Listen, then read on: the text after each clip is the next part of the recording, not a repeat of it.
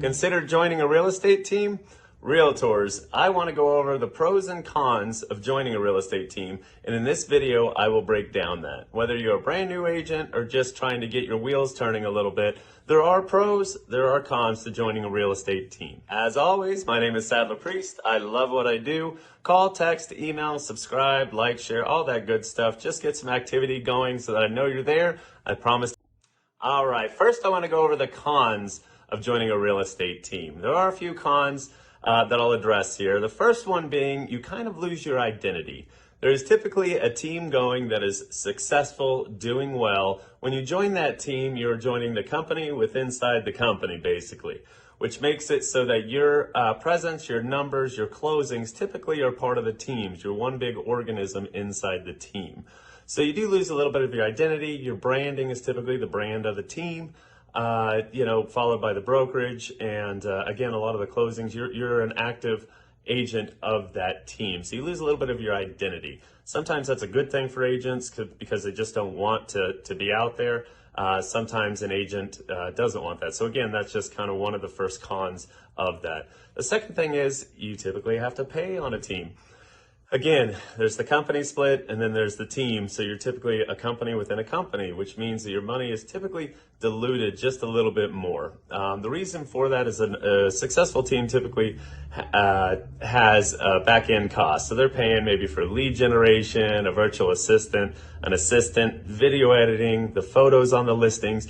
They have expenses. Think again as a business, they have expenses that get passed down to, as you will, buyer agents or employees of the team. I hate to say employees because we're all independent contractors, but when you do join a team, you are, part of that team. So maybe a 1099 contractor of that team that is then 1099 to the brokerage. So you do pay for their guidance and their knowledge and such on that. But again, it does cost a little bit to be on a team. You lose your identity. Those are probably the two biggest things with a team. All right, on the pro side, I want to do this second because I felt like it was going to be a longer, more in-depth part of this. So usually I do pro-con. This time I did con-pro, right? So first, before we get going, it doesn't matter if you're in a team or you're solo. If right now, especially with the market how it is, if you do not show up, you do not work, you do not put in the time, you are not going to get the results. Just how it is. Team, solo, doesn't matter. You're not putting in the time. Easy money is not really available right now in today's market. So going to the pros, real estate is a lot of self-employed entrepreneurism, right?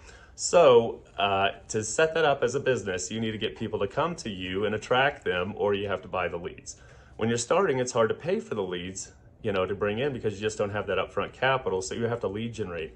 Again, it's another hard thing to get those leads coming in. So by joining a team, yes, you're paying a part of your commissions, but you're getting their leads. So think they're actually giving you 50% or whatever your split is, 50% of their money, of their leads to help them convert that and close it, okay?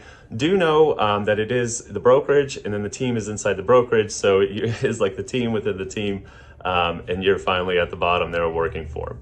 But they usually have for them to create a team, they usually have track records of success. They have processes, they have systems in place that create, success and money. So by plugging into that, you're kind of riding on their coattails and getting the secrets on how to produce successful business in real estate, right? So that's a pretty huge plus and pro, and you're not even paying up front, you're paying as you close. So a lot of people are hesitant with teams, but again, think about it as a training ground. Coaching out there, some of them cost $1,000 a week. This is just you paying on leads they're providing that you're working, and getting to the finish line for them, basically. So free money. You do have to pay a little bit, but if you think about it the other way, they're giving you the money.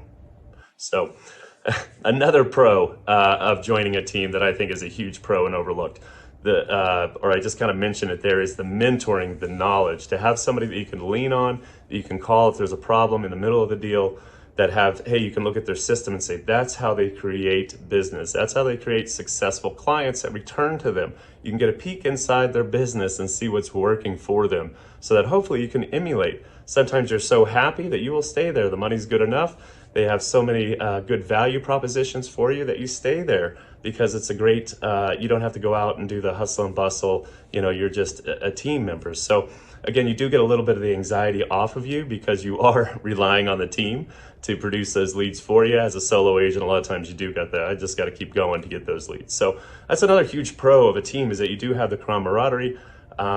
You know, we have it outside of that, but a lot of places do have it outside of that. But again, you have that team working as one organism. So another huge pro of that. So think about that. There's two things, the pros and the cons. The cons are you're going to pay some money, you're going to lose some identity. The pros of that, though, is that you're going to gain identity. You're going to gain their identity that's already established. And when I say you're going to lose some money, you're losing some money off the money they're typically giving you. The catalyst to know when to move and go solo off of a team is typically when your personal deals continue to come in, and you know it's paying you to, or it's costing you to go to work every day because you're paying so much in your personal deals. So, and it's just growth, right? Once you hit that ceiling and growth, you'll know. So in the meantime, that is wrapped up my pros and cons. And again, my name is Sadler Priest. I love what I do. I have another video coming out next. It'll be my 3 biggest mistakes in real estate in your first year. Please stay tuned for that. Please like, comment, subscribe so you can get more of these videos.